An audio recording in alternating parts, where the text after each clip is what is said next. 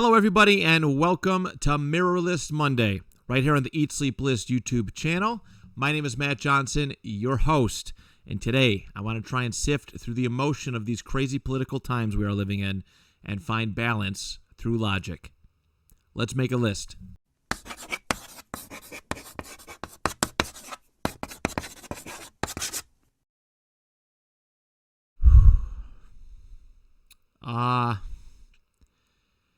Yeah, this is an episode that I don't really want to do, but since this is Mirrorless Monday, it is reflective.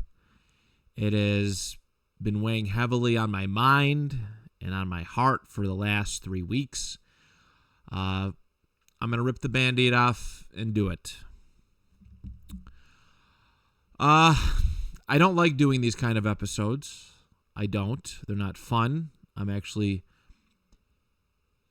incredibly uncomfortable going through this topic, this divisive nature, because I want Eat, Sleep, List to be fun and people that come to this YouTube channel and be able to have a good time. But also, we are in the business of reflection and looking back and looking at ourselves in the mirror and really seeing who we are and what we stand for. One of my goals with this show, not this episode, but this show in general, is that if for some ungodly reason that I was not here tomorrow or something happened, God forbid, that my son could come to this YouTube channel, watch these videos, and know exactly who his dad was and what he stood for. So I'm hoping this is the one and only time I do this episode. I don't want to promise that this is the last time, but it is something that I have to get off of my chest. A couple weeks ago, there was a political assassination. And it rocked my world quite a bit. If I'm not mistaken, this is the first political assassination that I've lived through, I think. And it was the shooting of Charlie Kirk, who is a right-wing activist and controversial figure, but I did find value in listening to him. I did. I'd watch his shows, his outings, and I loved his ability to communicate, something that all of us could use. He took on all comers, people who had different views than his own, and he had a conversation with them and found understanding and forced those who came up to the microphone and talked to him to stand on logic, stand on their beliefs, and be able to adequately defend themselves. And there's tons of highlights of people shouting stuff at him, the name calling, and some physical stuff, stealing, hats and whatnot. But he had this really admirable ability to show up where his views weren't typically accepted, understood, and communicate. And I loved that. I do. I found it very admirable and very courageous for somebody to do that, especially in this day and age where everybody really hates each other. I've seen a lot of clips that were perfectly clipped to the point where the context was misunderstood, and it ran and spread like a wildfire through social media. And I seen people run with it. I seen people who I love and care about celebrating his assassination. In fact, I was around somebody when it was happening, and it broke my heart and made me question a lot of things. Take away the views, whether you agree with what or who Charlie Kirk was. The human inside of me was broken. Sad that a wife lost her husband, a child lost their dad, and everybody who loved and cared about said individual lost somebody that they were close to. And to see people at their worst, people who I've had tons of respect for, who I have tons of respect for, fall for this emotional trap, it broke my heart. It did. And that's what the heaviness has been on my mind and my heart, is that I want to talk about it. Because after all of this happened, and I'm trying to sift through the emotion of seeing death, murder celebrated, there was this great trend that I came across on TikTok, and it was say something nice about the other side. A lot of people were posting it. Hey, let's come together and say something nice about the other side of the political aisle. And of course, there was a lot of comments by people who fall for the emotion trap, who are pawns in a game of hatred, of pitting sides against each other. And then there was also people who did very good, and it restored some faith that I have in humanity. And I want to do that today. I want to do that today because I'm a human. All right. I said on the Proud to Be an American list that I don't do the I'm a Democrat or I'm a Republican game. I used to. It's a losing battle. I do the I'm an American game. And I find value in both conservative values as well as liberal values. And I want to say nice stuff about both sides. All right? And, there's a whole argument to be had. I hate political parties. I do. I truly do. We're going to delve further in that into the lessons from the list section. But there is something to offer from both sides. And it is a shame that we are being pitted against each other. All right, these political pundits, politicians, media, get us all riled up, get the emotion as high as they can get, and have us at each other's necks arguing on social media. It's really sad. It is really sad how we have separated ourselves from each other.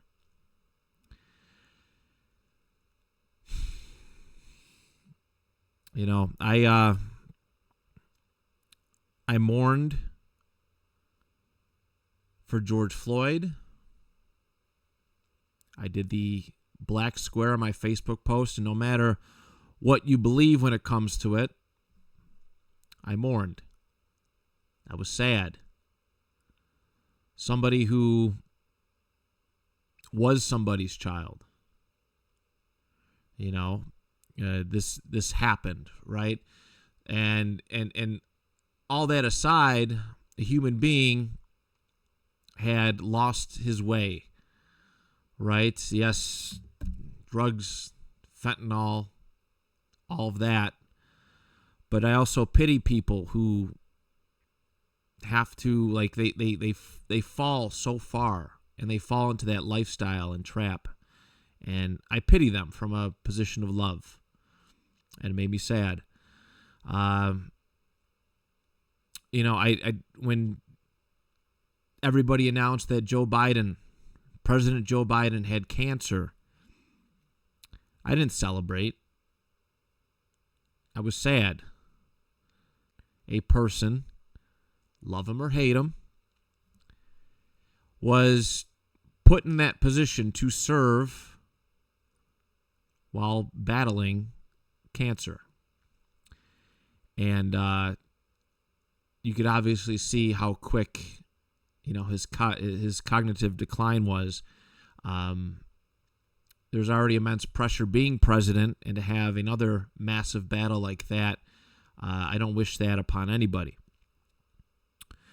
Hulk Hogan was a recent one. I grew up, I loved Hulk Hogan. All right? The wrestler.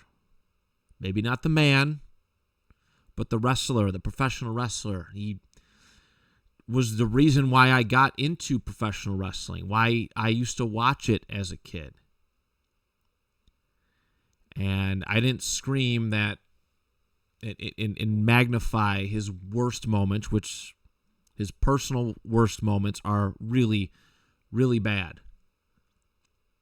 But I mourned.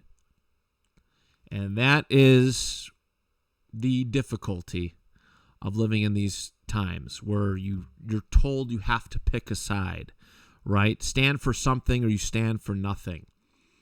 And while I don't pick a side, so to speak, I stand for values. All right? I stand for the human element of all of this, humanity. I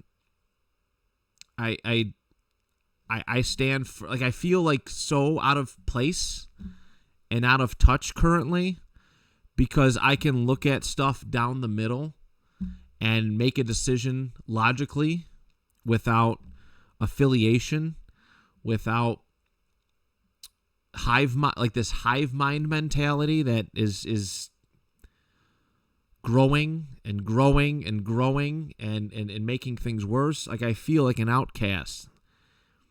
And people have their minds up already. You cannot, there's a lot of people you can't converse with. I only trust one person with my political conversations. It is my good friend Brian, because he speaks with logic. All right? He's not angry. Not usually. He's kind of he's a fun time, and I can call him about anything that's bothering me, or we can sit down and have a chat with logic, and I thank him for that. But this episode's going to be heavy. All right? We got a lot more to talk about. Let's carry on.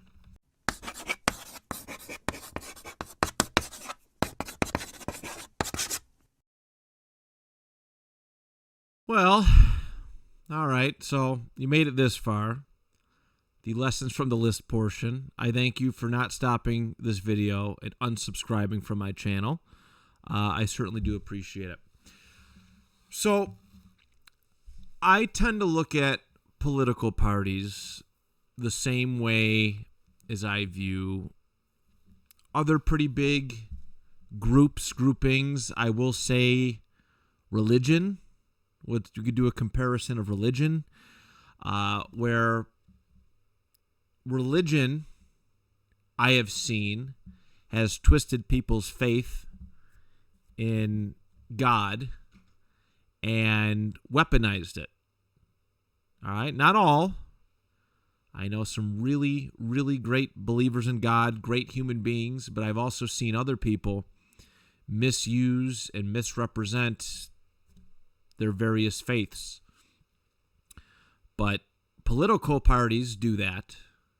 They take these reasonable sounding values, again, both liberal and conservative, but just human values, and they weaponize them. They rile up, they use emotion, and get everybody just angry and on edge and ready for a fight at each other's throats.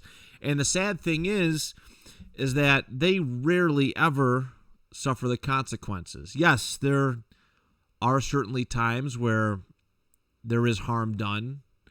All right, there's been plenty of politicians, both on the left and the right, who have suffered through violence, through political violence. But more often than not, while they're at each other's throats, egging us on, all right, to do the same and follow in their footsteps, the people that fall for the trap are usually the ones that suffer emotionally, mentally, and sometimes physically, and their life can be ruined in an instant. All right. I hate political parties. I do. And this is a reason why I'm such an advocate, why I love George Washington, because in his farewell address in 1796, he strictly and explicitly warned against political parties. Of course, that was short-lived, as John Adams was a Federalist running against Thomas Jefferson, who was a Democratic Republican. All right, that is the political party battle that happened as soon as Washington left office. But I want to read a little excerpt from his farewell address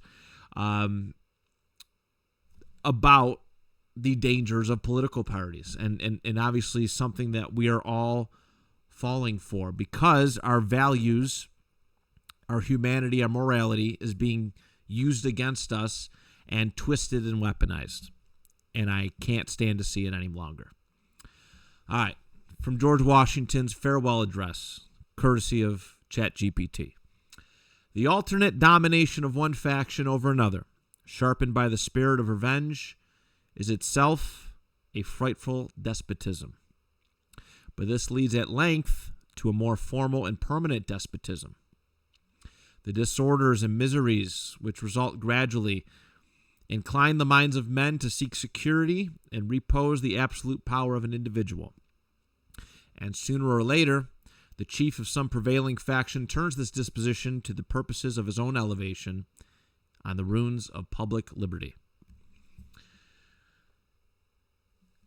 He warned about political parties as a danger to national unity. We're seeing it today, and we keep falling for the red versus blue trap. All right? It encourages corruption and abuse of power. It weakens the government's ability to function for the good of all. All right? Instead of doing good for everybody, you pander for your fan base. And nobody wins. And it opens the doors to foreign influence and despotism. And that is the current state of American politics. See, politics, I've noticed recently, especially the political parties and people who align with either side, it's an opportunity. It gives us opportunities to be hypocrites all the time. All right? Let's take a look at the Jimmy Kimmel and Stephen Colbert side of things, okay? Jimmy Kimmel's a little bit more recently. All right, Jimmy Kimmel says a lot of stuff. That is his right. It is the expression, the freedom of speech. All right, and for a long time, Jimmy Kimmel has been one of the front runners, one of the pot stirrers of cancel culture. Okay? So, he does. He has that, and he's absolutely entitled to it. All right? And it's obvious that there is some meddling from the White House in getting him and other left-leaning commentators off the air. And I don't approve of that at all. All right? Jimmy Kimmel said a lot of BS. And he might be one of the last people that should be standing on a moral high ground. All right, about it. We can go back in his history. Again, you can do this with anybody. But also at the same time, he has the right to be there. But also, obviously for a brief period of time, he was off the air. I felt little pity because he became part of this machine. He was leading the machine, cheering on as people who leaned right were thrown off social medias and kicked off of TV shows and movies and amongst other things. He cheered it on, and he became a victim of the machine he kept feeding. But apparently he is back, and I'm glad for it. All right? I'm glad for it. I truly am. But the argument between people was, all those years, people on the left screaming, freedom of speech has consequences. Free speech has consequences.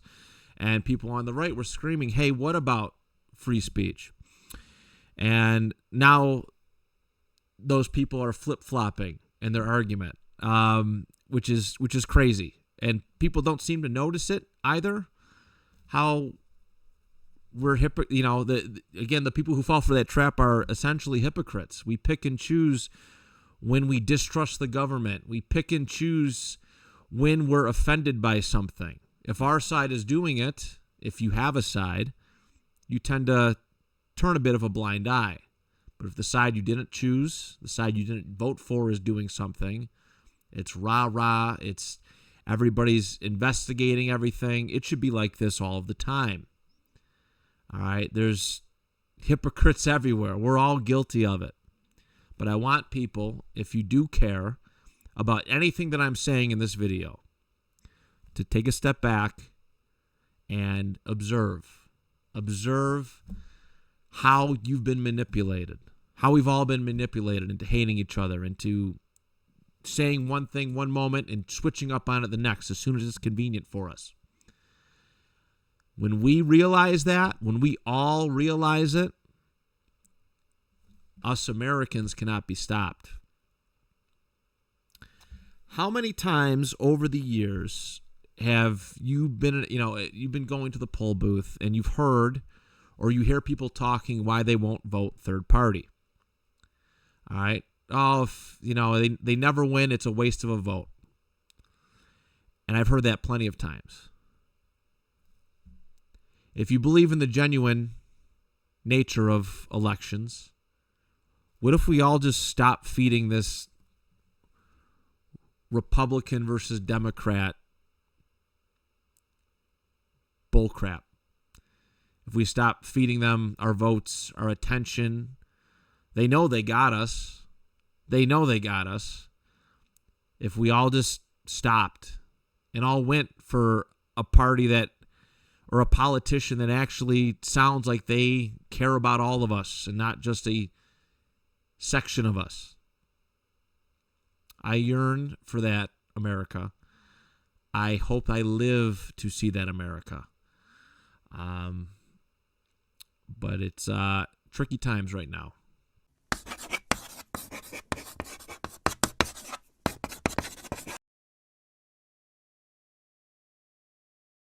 All right, everybody.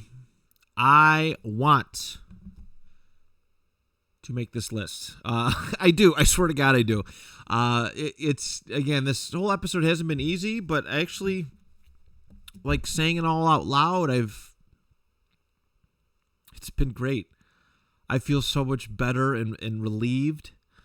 What I'm going to do for today's list, this is the political values list. And I'm going to follow that TikTok trend. All right. And again, I don't have a side. I'm going to say what I like, 5 values, liberal values that I like, and discuss them. And I'm going to pick 5 conservative values that I like. And this is what we're going to do. All right. Feel free in the comments to put it out there. If not, I fully understand. Please don't feel obligated. I know these times are crazy. And I'm legitimately, like, I've been panicking and full of anxiety all week, weighing whether or not to do this whole video. But I'm glad I did. I'm glad that I did. And I love you all for sitting through this with me and watching. I really do. All right. So 5 and 5. 5 liberal, 5 conservative. Let us get to the political values list. My number 5, let's start on the liberal side of things. Body autonomy or reproductive freedom. All right. This is a tricky one. This is one that is hotly debated. Often it's very controversial. I fully understand the arguments for both sides. What I will say is that I am a man, so I have no say in this. And I know that on the right side, I know there's a lot of talk, a lot of fear-mongering, and possibly rightfully so, about Sharia law popping up in various portions in pockets of American government, I guess. And I don't know how serious that is. I do know that it's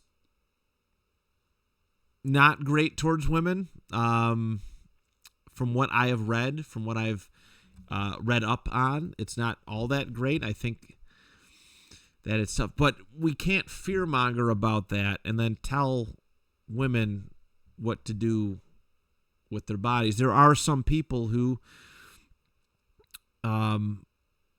health issues, health risks in having, some of these things. And again, we can gotta be careful with this. We can say whatever we want, but it's their right.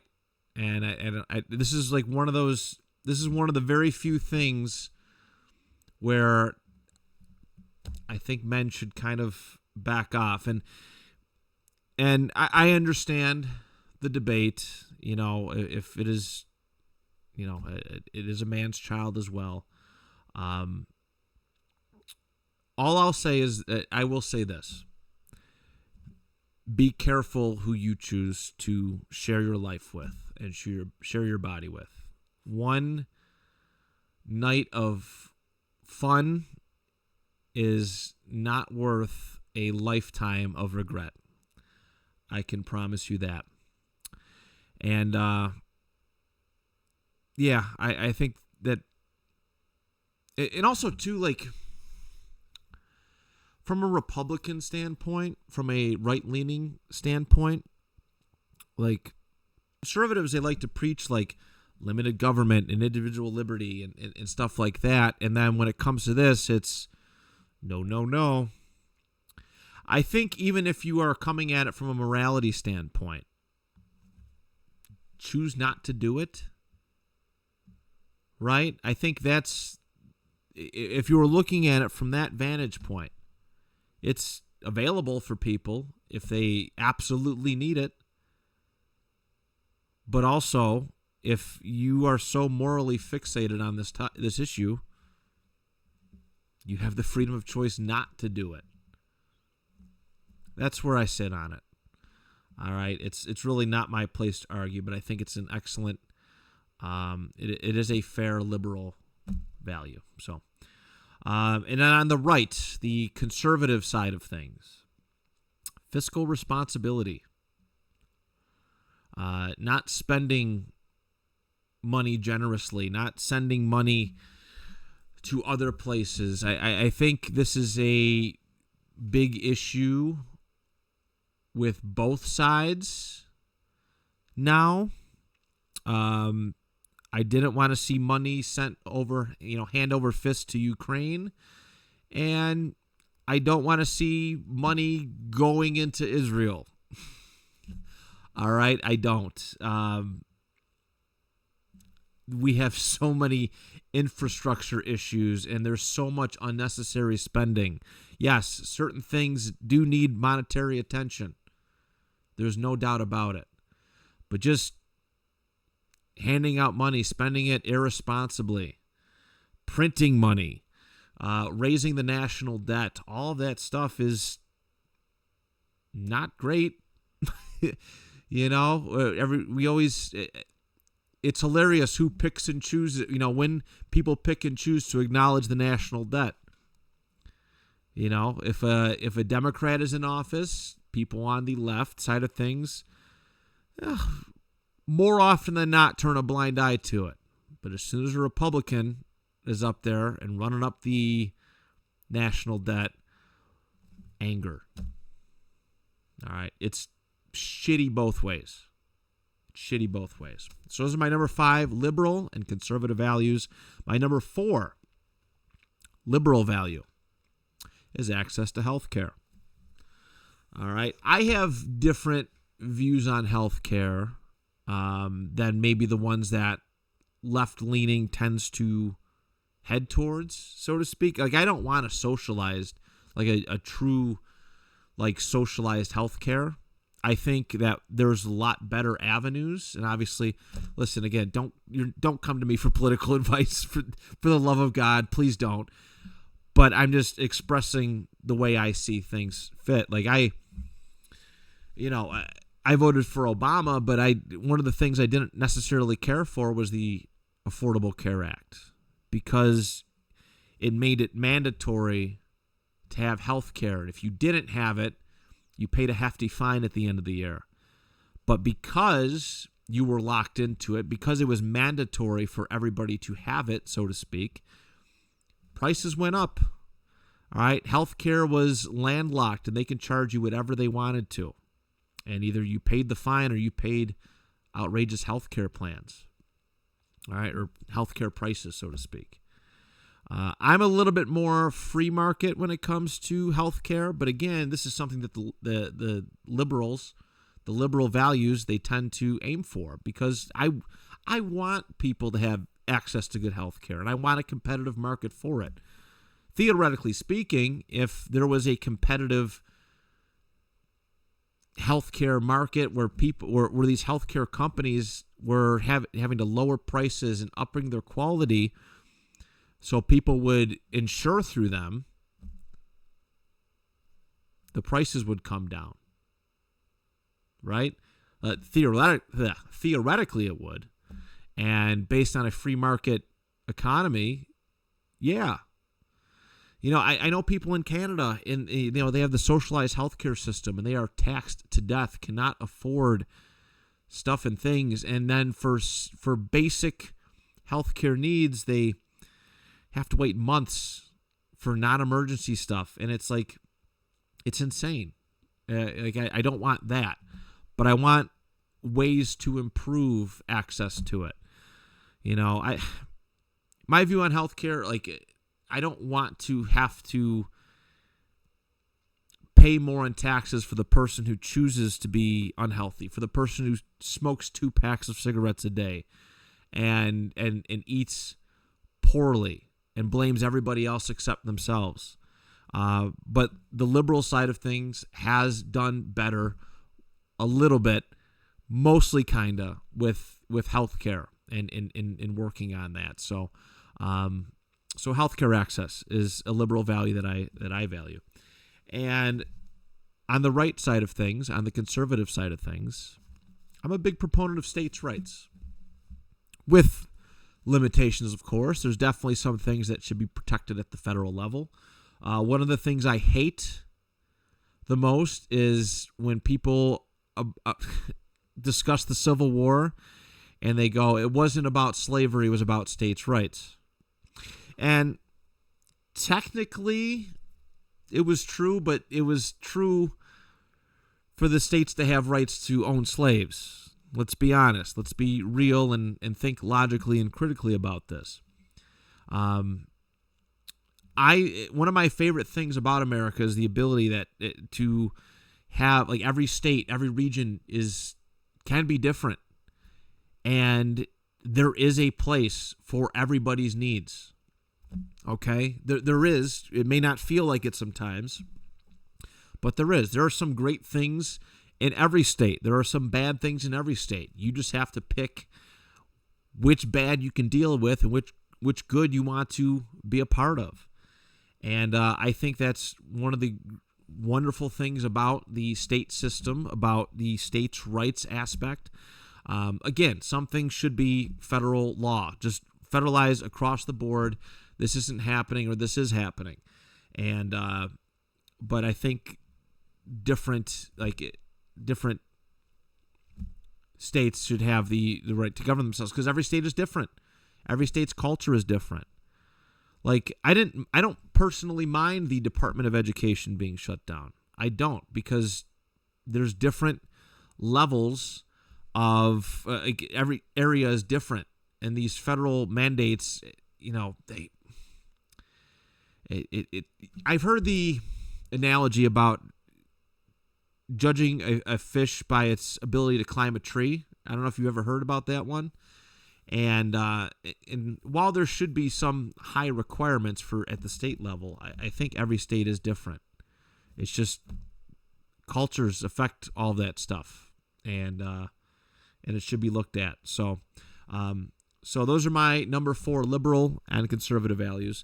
Let's head on to my number 3. All right, number 3 liberal value is some social programs. I do. I'm not a socialist. I don't tend to like that avenue, so to speak, but there are some social programs that are really good. There's a lot of social programs that are bad, unnecessary, and cause immense taxpayer strain. When you're looking at your paycheck at the end of the week and there's a lot of money missing, and that all adds up to, it stinks. It certainly stinks. But there are some social programs that I think are wonderful. Social Security, I think in theory, is pretty great. Obviously, it's not as effective as maybe it once was, but there was a point in time where Social Security was great. And it would be nice to get back to that. Unemployment insurance is awesome.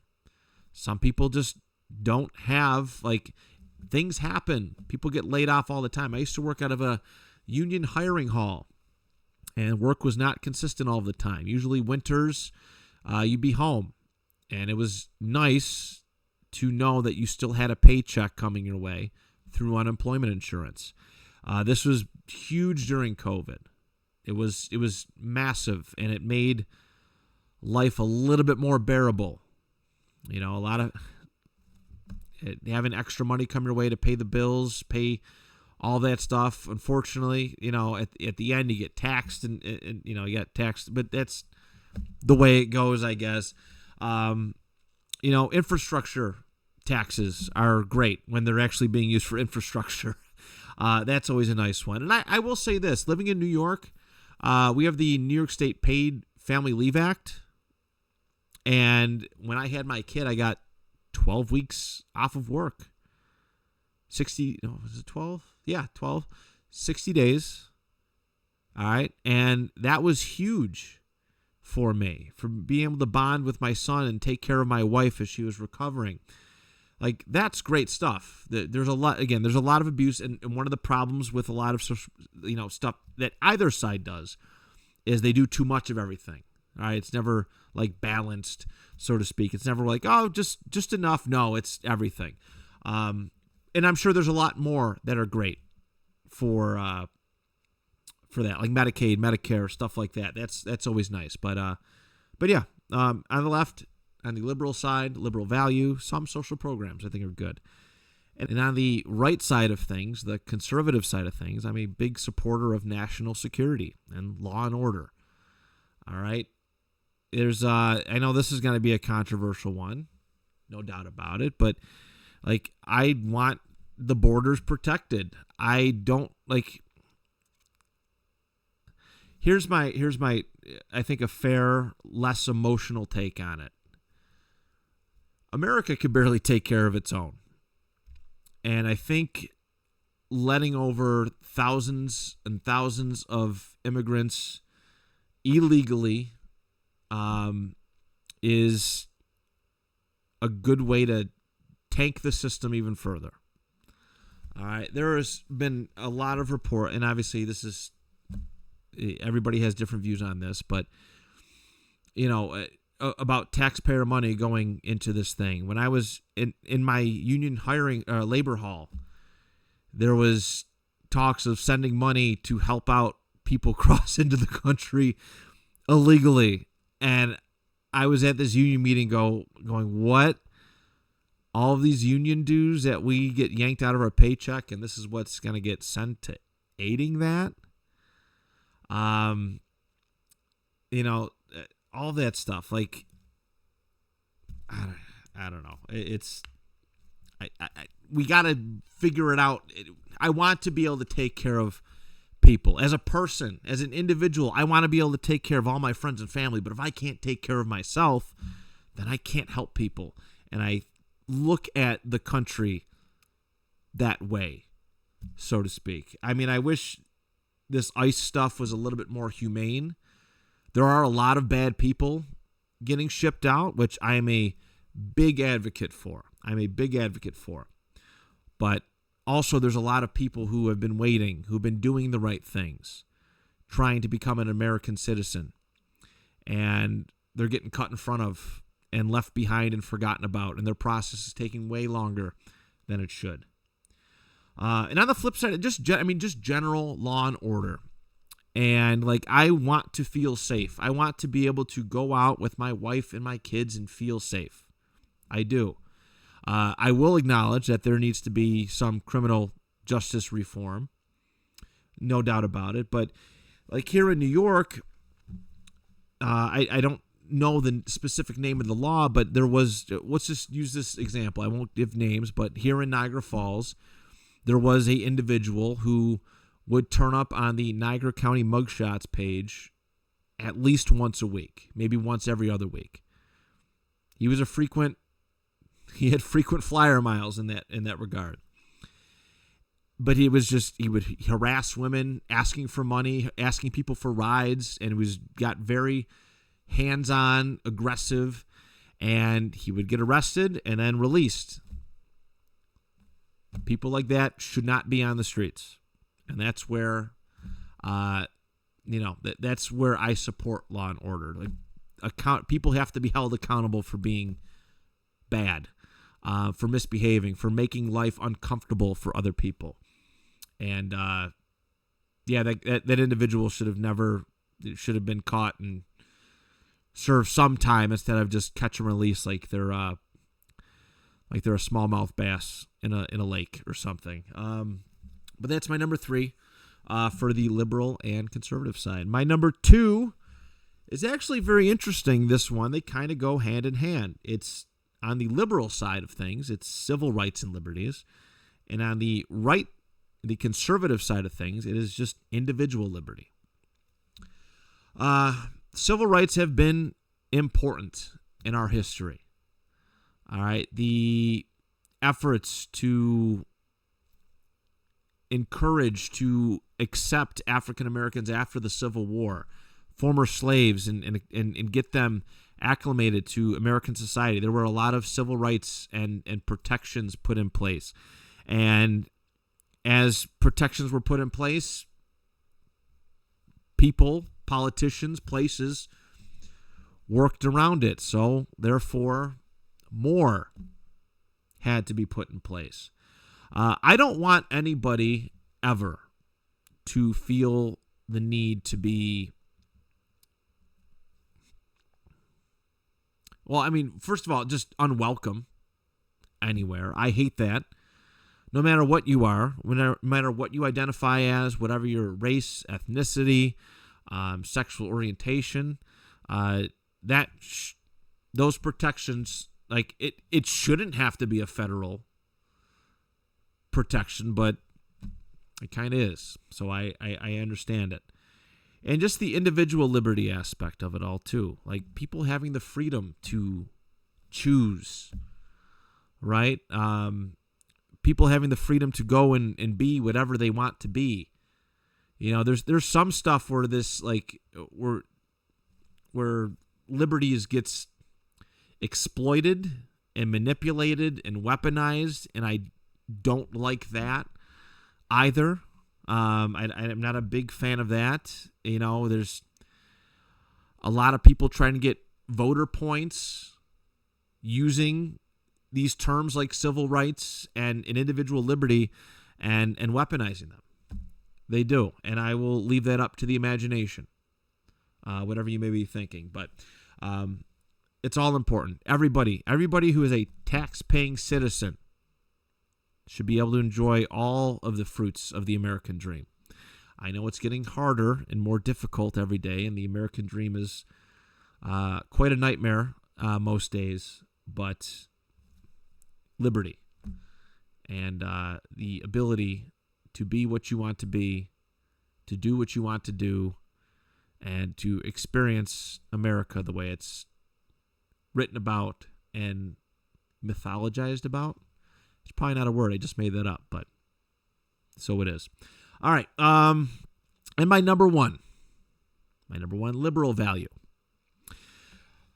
Workers' rights. Workers' rights is very, obviously, like, some of these are interchangeable, but workers' rights is really important. And I'm in a spot where I understand that if the company that I worked for had the opportunity, they would have their way with all the employees. And I say that respectfully, and I understand it. It is the purpose of having a business, owning a business, is to maximize capital, to make money. I don't know too many people who open businesses to not make money. I can't fathom it. I really don't. But they will do that. They will make money. They will work people into the ground and cut them loose and think nothing of it. And that's where the workers' rights aspects of it, come in. The OSHA and the unions and stuff. But I'm in between, because I do know, like, as a union employee, I do see what union workers get away with. All right, I think there's a running joke about how many union workers does it take to screw in a light bulb, and I think the answer is like 7. All right, it's multiple people, but I understand the joke, because a lot of stuff is dragged out unnecessarily. But I am grateful for unions and the fees, the wages. You always wish it could be more, but I'm grateful for the wages and the worker protections and all of that stuff that comes with it. And you have to have that. But I also understand the company side of things and wanting to get stuff done and efficient. So I do have that balance, but I am grateful for those who have paved the way for workers' rights. And that battle is forever ongoing. So yeah, that is my liberal value. And on the conservative value, it's limited government. All right. Goes hand in hand a little bit with individual liberty, but I don't want government interference in my life. I like small government. I do. I like not getting taxed to death. I like keeping my money right, and if I'm going to spend money, if money is going to come out of my paycheck off of my hard work, blood, sweat, and tears, I'm going to spend it where I think is appropriate. Both sides are struggling with this right now. Both sides. It is a conservative value, but I do believe that the Republican Party does overreach a lot right now. Certainly, it feels like in recent memory, in my life experience, September 11th onwards, this is one of the issues. It's preached about, it's talked about, but is it ever really instituted? And I don't know if it is. But I want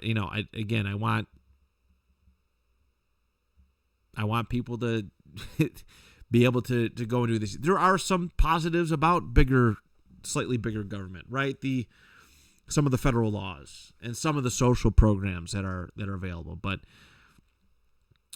I like that freedom, legitimate freedom, All right, not the one that's talked about and weaponized and manipulated, but that sweet, sweet freedom that we're taught and we're told about from a young age. Government is inefficient. I'm not a big fan of govern me harder. None of that. No matter what you do, government is ineffective. And that's why a bigger government is not something that I want at all. A total control government. I do not want that. Limited. All right. There it is, everybody. The political values list. We got through it. It's a long episode. Well, I got through it. I hope I'm not just talking to myself at this point. Thank you. Be kind to each other. All right. Don't fall for the game. Look at people for their individual actions, not the hive mind. Not every person who voted for Kamala Harris or a Joe Biden or Barack Obama is a commie, anti-American piece of trash. In fact, most of them are not. Let me enunciate there. And not every person who voted for Donald Trump is a racist, Nazi, fascist piece of shit. They're not. All right? This group labeling is trash.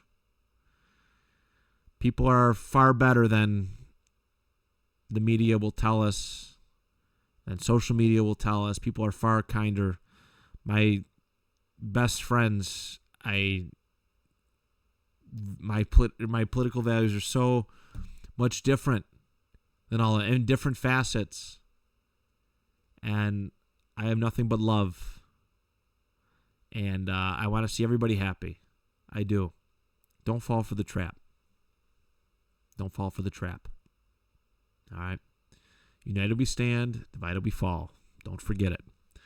All right, that is it. Enough of this nonsense. Hopefully I never have to return to this topic. I love you all. Thank you. And until next time, do you even list?